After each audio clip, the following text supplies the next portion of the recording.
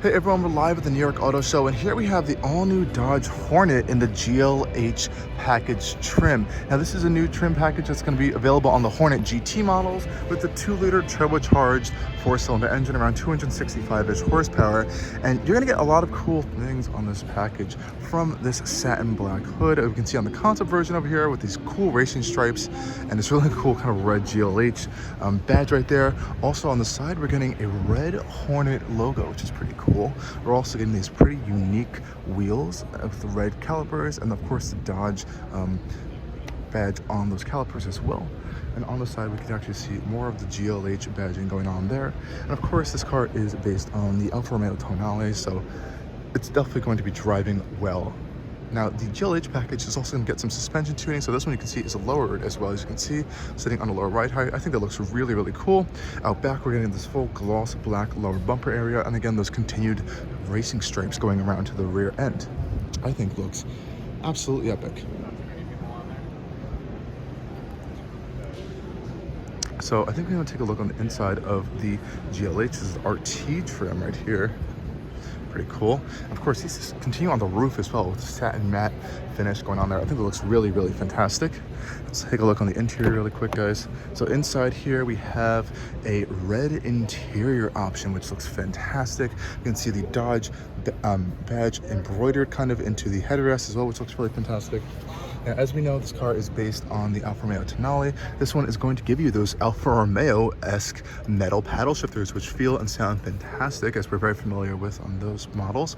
And these are also Alfa Romeo seats at the end of the day, so they are pretty well bolstered. They actually feel very premium. Since this was based on the Tonale, it is actually a pretty nice interior as well, and this GLH takes us a little bit of a step further.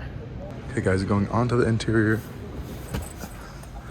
Here we can see a pretty cool stuff going on here, so let's check out this door feels when it's closing. Pretty much of a nice solid thunk actually. We have this nice leather wrapped steering wheel with these nice grips going on to the side as well, really nice feel. And again, those metal paddle shifters, which are fantastic. We have a fully digital instrument cluster up there. Let's see if it turns on for us right now.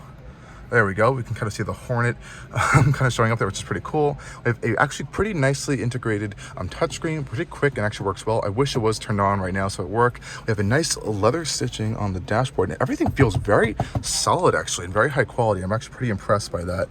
In the center console, we do have our start-stop button, a sport button, which is kind of awkwardly placed down here. This nice wireless charging mat, and our more traditional shifter with this leather stitched and wrapped. Our volume controls here, parking brake, and a few other buttons. I actually really like the design of this interior, and like I said, it feels very high quality, and that was actually due to Alfa Romeo, as they wanted this interior to feel higher quality, and I guess that carried right over to the Dodge Hornet, as they're essentially the same vehicle. This one has the upgraded Harman Kardon audio system, which is really nice, with these metal speaker grills on the doors. A nice small but nicely well stitched armrest here, which actually is very solid, which I quite appreciate. Sounds pretty well. Nice and damped as well. The steering wheel, of course, is an Alfa Romeo steering wheel, and it has all those familiar buttons except for the start-stop button, which is over here. Now this one has the plug-in hybrid powertrain, obviously, as it says E drive modes. You can kind of select through that, which is pretty cool. And again, the steering wheel, as an Alfa Romeo steering wheel, feels great. And I have to say the quality in here in general feels pretty nice. This actually is a convenient driving position for myself. And of course, we have power seats down here, controls, typical controls on your door panel. So I want to see how the rear end is with the legroom and stuff. So let's go check that out really quickly. Again, shutting the door up, really nice solid sounding thunk. And the rear end also gets these nice red leather seats as well, which are perforated. Let's check out that legroom because it looks a little tight for me right now. Hopping inside. Okay, so legroom is actually okay. I fit, but it's a little tight on the tighter end. I probably can move the seat up probably like an inch or two. I think it'd be okay, but it is a little bit of a smaller vehicle. As you can see right here, we do have pockets in the back of the seats on both ends, which is pretty nice. We have a rear climate vents as well, which is fantastic, and a USB-C and USB-A charging port, which is pretty cool. And that's pretty much it on this interior. This one does not have any sort of panoramic roof or sunroof going on over here, so you are stuck with a kind of dark interior. Visibility is not bad though. I think these rear seat pillars are a little big, but I think you're actually going to be pretty fine in this interior. And you have a nice look at that front end once again, which I actually think is a fantastic space. Hopefully we'll be able to drive these soon as I enter the press fleet. But yeah, guys, this is the all-new Dodge Hornet GLH. If you guys want to check out some of the rear trunk room really quickly, you have, of course, a power rear tailgate, which is pretty nice.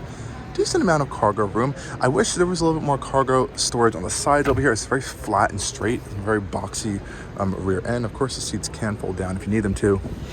And you have a little bit of underfloor storage there and a little bit of a holder here that can hold those up. You also have a upper cargo tray as well, so that's pretty nice. And it is a power operating rear tailgate. Well, it should be at least. There we go. And it shuts up right there.